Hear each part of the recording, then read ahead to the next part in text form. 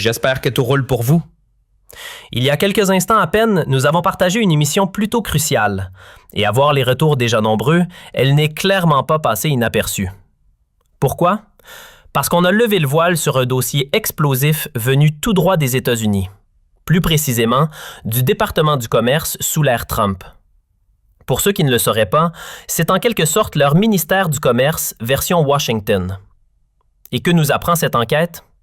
Eh bien, que la filiale algérienne du mastodonte turc Tosyali s'adonne, avec une certaine aisance, à des pratiques commerciales qu'on pourrait qualifier de très créatives.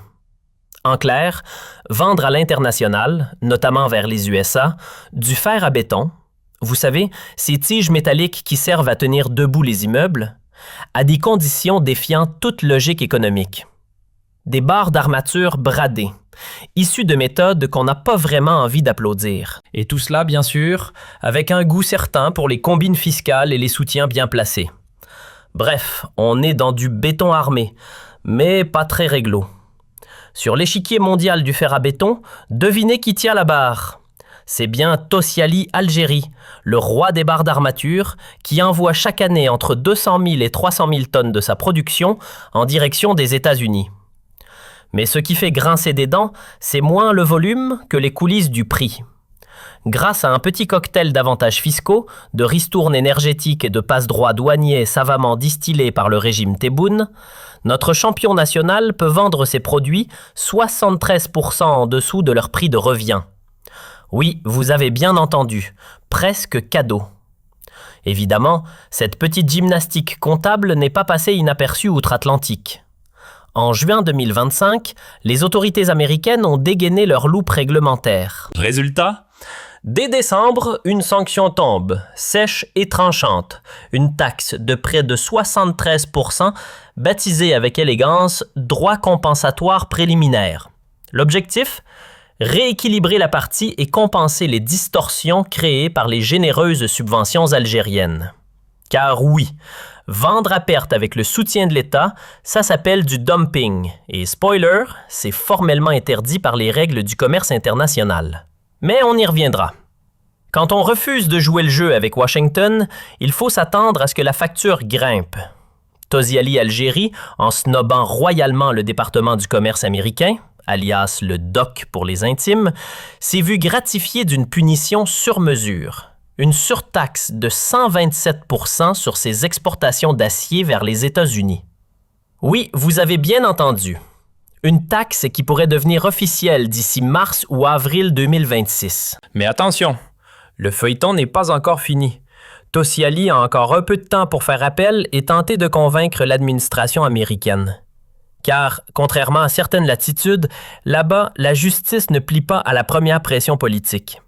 Elle prend son temps, enquête, donne la parole à toutes les parties. C'est presque rafraîchissant. Et pendant que cette procédure suit son cours, nous, de notre côté, on n'est pas surpris. Cela fait depuis 2022 qu'on tire la sonnette d'alarme. Ce n'est pas un scoop pour nous. L'installation de Tosyali en Algérie, bien avant même qu'Abdiddon ne devienne une figure connue, sentait déjà l'entourloupe à plein nez. Arrivé en 2013 sous Bouteflika, le groupe a bénéficié dès le départ de privilèges fiscaux et énergétiques généreux, qu'on avait déjà du mal à justifier à l'époque. Mais avec Tebboune, on ne s'est pas contenté de les garder. On les a carrément boostés. Résultat? Une fuite sèche de plus de 3 milliards de dollars des caisses publiques. Oui, 3 milliards pour faire plaisir à un investisseur qui, lui, ne fait pas de cadeaux. Et cette estimation, on va vous la décortiquer. Vous allez voir, les chiffres parlent tout seuls. Avant de plonger dans le cœur du sujet, mettons d'abord les pendules à l'heure. Ce dont il est question ici, ce n'est pas un simple dysfonctionnement ou une petite erreur administrative. Non, on parle de dumping. Et pour ceux qui l'ignorent, ce mot, bien que court, cache une pratique lourde de conséquences, et surtout totalement interdite. Pas seulement par quelques pays, mais par l'Organisation mondiale du commerce elle-même, et par la majorité des lois commerciales sérieuses de cette planète. Oui, même en Algérie, ce genre de tricherie est censé être puni. Mais alors, c'est quoi exactement le dumping? Imaginez qu'une entreprise vende ses produits à un prix si ridiculement bas qu'elle fait fuir tous ses concurrents. Parce qu'évidemment, personne ne peut rivaliser. Et ce prix, il est même en dessous du coût de production. Vous voyez le tableau? C'est comme si vous vendiez un sandwich pour 1 euro alors qu'il vous coûte 3 euros à faire. Mais vous le faites quand même, juste pour écraser le vendeur d'à côté. Ce genre de manœuvre, en apparence généreuse, est en réalité une bombe à retardement pour l'économie. Une fois que la concurrence est balayée, place au monopole. Une seule entreprise contrôle le marché, fixe les prix, impose ses conditions. Le consommateur devient captif, l'offre se rétrécit, les petites boîtes ferment, le chômage explose, les impôts disparaissent. Et l'État paie la note. Bref, le dumping, c'est un poison économique déguisé en bonne affaire. Et il est grand temps de ne plus le prendre à la légère. Et c'est là qu'entre en scène le mot-clé de toute cette histoire. Dumping. Un mot simple, mais lourd de conséquences. Il désigne une vente à perte, un produit écoulé à un prix si bas qu'il ridiculise toute logique industrielle. Dans le cas de Tosyali Algérie, on n'est pas dans la petite remise de fin de saison. C'est carrément moins 73% par rapport au coût de fabrication. Vous imaginez? 3/4 du prix évaporé. Comment c'est possible? Très simple. L'État algérien, dans sa grande générosité, joue les mécènes. Mais ces cadeaux de luxe, d'où viennent-ils? Flashback à l'ère Bouteflika, où les premiers privilèges tombent du ciel. Exonération fiscale, tarifs préférentiels, énergie presque gratuite. Et sous Tebboune, non seulement on garde tout ça, mais on double la mise. Les aides sont élargies, renforcées, comme si on sponsorisait un athlète pour qu'il court sans adversaire. C'est précisément ce qu'a mis en lumière l'enquête menée par le département du commerce des États-Unis de juin 2025 à janvier 2026. Enquête dans laquelle Tosyali brille, par son silence. Pas de réponse, pas de collaboration. L'entreprise tente manifestement de jouer à cache-cache avec Washington. Et maintenant, parlons chiffres. Produire du fer à béton, ce n'est pas du tricot. Il faut une énergie colossale. Pour atteindre les 8,5 millions de tonnes de production annuelle, Tosyali siphonne littéralement les ressources en gaz et en électricité du pays. Et ces ressources, offertes à prix cassé. Nos estimations parlent d'un gouffre budgétaire de 2,9 milliards de dollars par an pour l'État algérien. Rien que pour alimenter ce géant de l'acier. Et encore, ce n'est qu'une partie de l'équation. Ce qu'on appelle poliment un tarif préférentiel, dans le cas de Tosyali, c'est en réalité un prix plancher, voire un cadeau déguisé. Le gaz et l'électricité fournis par l'État algérien à ce géant turc, pratiquement donnés. Et cette générosité-là coûte cher, très cher. 2,9 milliards de dollars par an. Oui, vous avez bien entendu. Presque 3 milliards pour alimenter en énergie une entreprise étrangère. Et le plus ironique dans tout ça, c'est que l'électricité elle-même est produite à partir du gaz. En Algérie, 99% du courant électrique vient directement du gaz naturel. Donc au final, on offre à Tosyali le gaz brut et l'électricité fabriquée à partir du même gaz, le tout à prix symbolique. Autant dire qu'on lui déroule le tapis rouge énergétique. Mais attention, ce n'est pas une ligne de crédit magique. Ce sont 2,9 milliards de dollars de manque à gagner chaque année que l'État algérien aurait très bien pu empocher en vendant cette énergie sur le marché international, là où les prix sont tout sauf symboliques. Et comme si ça ne suffisait pas, ce traitement VIP s'accompagne de cadeaux fiscaux et parafiscaux en prime. À ce stade, ce n'est plus du soutien à l'investissement, c'est un abonnement premium au budget national. Prenons un exemple concret, histoire de bien mesurer l'ampleur du cadeau national offert à Tosyali. Pas d'impôt sur les sociétés, pas de TVA à reverser, pas de droits de douane sur les machines importées, pas de taxes sur les matières premières venues de l'étranger. Et devinez quoi? Contrairement aux entreprises algériennes et même aux autres boîtes étrangères, Tosyali passe entre toutes les mailles du filet fiscal. Selon nos estimations, ces petits privilèges d'exception coûtent à l'État algérien environ 200 millions de dollars par an. Ajoutez ça aux 2,9 milliards de subventions énergétiques déjà évoquées et on se retrouve avec une addition totale de plus de 3,1 milliards de dollars annuels de faveurs accordées sans broncher à notre invité d'honneur. Et pourtant, officiellement, silence radio. Aucune publication. Aucun chiffre dévoilé. Les autorités algériennes n'ont jamais assumé ni communiqué la moindre donnée sur ce traitement ultra préférentiel. On est dans le flou total. Non seulement l'opacité règne, mais elle devient presque dangereuse à ce niveau de silence. Une sorte de brouillard fiscal parfaitement organisé et surtout soigneusement entretenu. Comment qualifier l'attitude des autorités algériennes face à ce dossier? De l'omission? Non. Du silence stratégique? Pas vraiment. Disons-le franchement, une hypocrisie assumée. Officiellement, on fait comme si de rien n'était. Aucun commentaire, aucun chiffre, aucun mot. Pourtant, les données existent et ce n'est pas tombé du ciel. Les estimations qu'on vous livre, on ne les a pas tirées d'un chapeau. Elles sont le fruit d'enquêtes sérieuses croisées avec des analyses d'experts. Le raisonnement est limpide. On connaît la capacité annuelle de production de Tosyali, qui tourne autour de 8,5 millions de tonnes, principalement en fer à béton. Ensuite, on regarde les quantités exportées vers les États-Unis, et surtout, à quel prix. Et là, c'est la douche froide. Tosyali vend à l'étranger à moins 73% par rapport à son coût réel de fabrication. Oui, moins 73%. Et là, vous faites les maths. Vous prenez la production, vous estimez l'énergie nécessaire, vous comparez avec les prix du marché mondial, notamment américain, le plus gros importateur de ce genre de produits, et vous arrivez à une estimation crédible.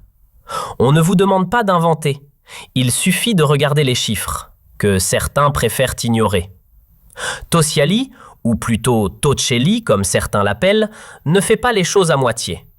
Figurez-vous qu'il a réussi à grimper jusqu'à la 4e place des plus gros fournisseurs de fer à béton des États-Unis. Oui, des USA. Pas de petit marché ici, mais le plus gros importateur mondial dans ce secteur. Autant dire qu'il n'est pas là pour distribuer des échantillons gratuits. Il encaisse et lourdement. Mais alors, comment faire autant de profit en vendant à moins 73% de son prix de revient? Facile. Quand l'énergie ne te coûte presque rien, tout devient possible. Là où le gaz naturel s'échange sur les marchés internationaux à 7 à 10 $ le million de BTU, notre ami Tosyali, lui, le paie à peine 3 $, et encore. D'après certaines sources, il bénéficierait même d'un tarif inférieur à 2 $. À ce tarif-là, c'est plus un contrat, c'est une bénédiction. Résultat, quand les prix flambent à l'échelle mondiale et que le gaz devient une denrée stratégique, l'Algérie continue de brader ses ressources à prix cassé à Tosyali. Et cette faveur coûte très, très cher. On parle ici de pertes allant jusqu'à 4 milliards de dollars pour l'État algérien, rien que sur le poste énergétique. Vous imaginez? 4 milliards! Et tout ça pour permettre à un géant étranger de s'enrichir royalement avec nos propres ressources. Souvenez-vous des années 2022 et 2023, période où le gaz coûtait un bras sur le marché mondial. À ce moment-là, le manque à gagner pour l'Algérie en subventionnant généreusement Tosyali, jusqu'à 3,7 milliards de dollars. Aujourd'hui, on parle de 2,9 milliards, uniquement parce que les prix ont un peu chuté en 2025 et début 2026. Mais si les tarifs repartent à la hausse, boum, on reprend l'ascenseur des pertes. Et pendant qu'on sacrifie nos ressources énergétiques, on pourrait très bien vendre ce gaz à l'international, faire tourner nos entreprises publiques, comme Sonatrach, ou soutenir des groupes locaux qui, eux, créent réellement de la valeur pour le pays. Mais non, on continue de sponsoriser gracieusement une entreprise étrangère, qui, au passage, n'a jamais investi un seul sou de ses poches. Car oui, et il faut le dire haut et fort, Tosyali n'a pas débarqué en Algérie avec des valises pleines de billets. Pas de capitaux étrangers injectés. Ce qu'il a ramené, c'est un bon business plan et une gestion efficace, certes, mais le financement, ce sont les banques algériennes qui ont payé la facture et l'État qui lui offre gaz et électricité à prix sacrifié. Et après, on ose encore appeler ça un investisseur direct étranger? Soyons honnêtes 2 secondes. Avec les conditions offertes à Tosiali, même un amateur total pourrait réussir. Vous prenez n'importe qui, même quelqu'un sans la moindre expérience en industrie. Vous lui collez un bon manager turc, vous l'équipez d'électricité et de gaz quasi gratuits, et hop, il devient magnat de l'acier en moins de temps qu'il ne faut pour les dire. Des hommes comme Rabrab ou Ta, donnez-leur les mêmes cadeaux fiscaux, les mêmes taux bancaires préférentiels, le même accès à l'énergie à prix bradé, et ils vous bâtissent un empire aussi. Parce qu'avec autant d'avantages, la réussite n'est pas une prouesse, c'est une formalité. Quand l'État aligne tout pour toi, exonération, subvention, crédit et énergie subventionnée, il ne te reste plus qu'à encaisser. C'est presque une réussite automatisée. Et même là, soyons clairs, si Tosiali avait mis sur la table 1 à 2 milliards de dollars de sa propre poche, on aurait au moins pu dire qu'il prenait un risque. Mais non, on vous le dit, il n'a rien investi lui-même. Je lance même un défi à Telli, à la Banque d'Algérie et au fisc. Montrez-nous un seul document prouvant qu'il a ramené plus de 100 millions de dollars depuis la Turquie. Je parie que non, parce qu'en réalité, tout a été financé par les banques locales et soutenu par les ressources publiques algériennes. Tosiali, ce n'est pas un investisseur, c'est un habile preneur d'avantages venu profiter d'un pays trop généreux. Et à ce rythme-là, même une coquille vide peut devenir milliardaire. Mais attendez, ce n'est pas fini. En plus de l'électricité bradée, du gaz quasi offert et des faveurs bancaires généreuses, Tosiali bénéficie d'un buffet à volonté d'exonération fiscale. On parle ici de TVA supprimée, d'impôts sur les sociétés effacés, de taxes d'importation rayées et de droits de douane annulés pendant 5 à 10 ans. Rien que ça. Et mieux encore, dès que l'entreprise ajoute une nouvelle machine ou pousse un mur, hop, on appelle ça une extension de projet. Et voilà que l'État, sur ordre direct de Tebboune, relance le compteur à zéro. Nouvelle extension, nouvelles exonérations. Magique, non? Même si ce n'est pas une nouvelle usine, même si ce n'est pas dans une autre région, toujours la même zone industrielle à Betioua, en RAN, il suffit d'un petit ajustement pour repartir avec un panier de privilèges tout neuf. Normalement, ce genre d'avantages fiscaux ne s'accorde qu'une seule fois, à l'arrivée d'un investisseur étranger. Après, fini. Sauf que là, on a visiblement fait une exception pour notre cher Tosiali. Résultat, une pluie d'argent qui tombe sans cesse dans les caisses du groupe. Un jackpot garanti, sans avoir à bouger trop loin. Prenons un autre exemple édifiant. Lorsqu'il importe des équipements pour produire de l'hydrogène ou des panneaux solaires, Tosiali bénéficie de droits de douane réduits à moins de 5%. TVA allégée? Présente. Taxes foncières ou impôts sur les sociétés? Minimal. Besoin de terrain? Pas de souci. Le foncier ne coûte presque rien non plus. Résultat, c'est l'État algérien qui paye la note encore et toujours. Et la facture est salée. En moyenne, cette machine à privilèges pèse plus de 3 milliards de dollars par an sur les finances publiques. Et quand les prix mondiaux du gaz grimpent, cette ardoise peut monter jusqu'à 4 milliards. Tout ça pourquoi exactement? Car au fond, qu'apporte vraiment Tosiali à l'Algérie?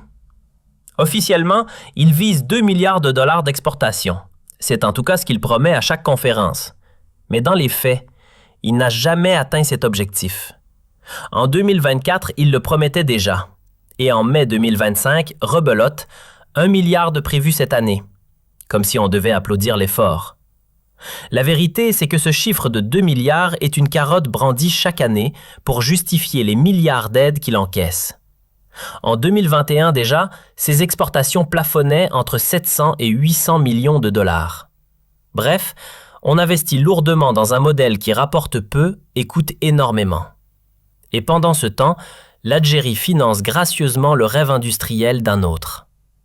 Chaque année, c'est le même refrain. Telli rassure les autorités. « T'inquiète pas, l'année prochaine, promis, je claque les 2 milliards d'exports. » Et même si un jour, par miracle, il atteignait ce chiffre, l'Algérie resterait tout de même perdante. Pourquoi? Parce que l'État algérien dépense plus de 3 milliards de dollars pour que M. Telli puisse atteindre ses objectifs. Autrement dit, même à son maximum de performance, le pays perd de l'argent. C'est absurde, c'est illogique, c'est une perte nette et constante. On subventionne à tour de bras un industriel venu de Turquie qui n'a apporté ni technologie révolutionnaire, ni investissement massif, juste son nom, quelques valises et beaucoup d'ambition. En échange, il a raflé toutes les exonérations fiscales, les aides à l'énergie, les faveurs parafiscales. Le combo gagnant. Comment ne pas s'enrichir quand tout est offert sur un plateau d'or? Et franchement, quitte à offrir tout ça, autant le faire à un Algérien, non? Pourquoi ne pas permettre à un investisseur local de profiter de ces mêmes privilèges? Rab ou n'importe quel entrepreneur algérien aurait pu faire aussi bien, voire mieux, s'il avait bénéficié des mêmes conditions. Et si on veut sécuriser l'opération? Pas de problème. Il suffit de créer un partenariat public-privé. Par exemple, Sonatrach reprend l'usine d'El Hadjar, s'associe à un poids lourd de la sidérurgie mondiale et on bâtit une société mixte à 50-50, moitié algérienne, moitié étrangère. Résultat, un projet piloté localement, soutenu par l'État, mais aussi compétitif à l'international. Là, oui, on serait vraiment gagnant.